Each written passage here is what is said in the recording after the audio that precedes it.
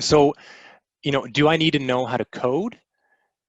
Yes, no, maybe. No, it entirely depends on what you're doing. This is a huge barrier to entry that gets in people's heads. I think coding is going to help you translate difficult, repetitive tasks into something very easy to work with. I mean, that's all you're really doing when you're using code, is you might have to do a task I said back there in that developing and that building scenario. Might you need to do it, it takes an hour or a week. If you learn how to code and repeat that task for you, you just save yourself a lot of time. That's all that coding is really going to help you do. It saves you a lot of time. So you don't need it, but I mean, I would definitely recommend at some point it might be good for you to pick up on it. And that just applies to everything, really. Do I need to know how computers work? Yeah, for the most part. Again, if you're a policy person, you may not need to know, but you need to know the impact about what changes could do to a lot of people if you make them. So keep that in mind. A change in the way that someone uses their computer, it may be very drastic. So keep that in mind.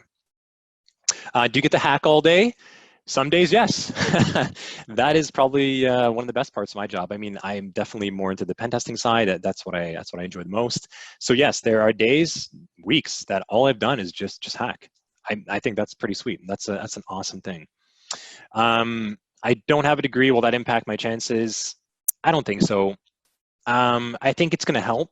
I think if you're still a student and you want to get a degree, if you're fresh out of high school or something, yeah, I think why not? Having a degree is good. I think going through, a pretty rigid or structured curriculum for 3 to 4 years, I think that's definitely helpful. You're going to learn a lot. There's a lot of education and social connections more than anything that you're going to make through going through a degree. If you're like where I was working full time, there was no way that I was going to go and get myself a degree. It wasn't going to happen.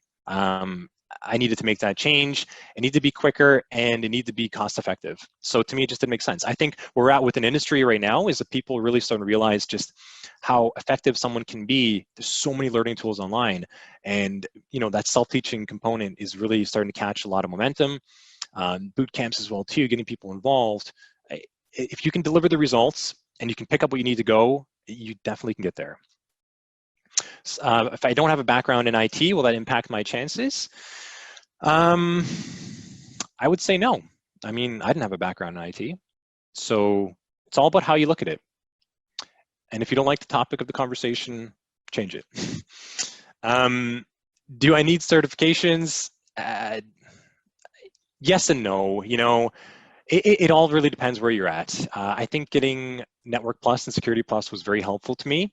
It kind of just it more than anything, it built good habit. And because I was kind of new to the industry, I needed something to put on the resume to help my chances as well too. It's definitely helpful to get through that recruiter door. I don't want to knock them down completely. I think that once you're in the industry, there's different types of certifications that are helpful. OSCP, if you're a pen tester, that's pretty important. It really helps you kind of solidify your skill set and gives you some good pedigree. So it depends where you're at. Theoretical certifications like Network Plus, Security Plus, Ethical Hacker, they're good, but it doesn't mean that you can do the job. It just means that you know the terminology, and you probably have some experience because you had to study it in terms to pass that test. It doesn't necessarily mean you can do the job. So I hope that makes sense over there.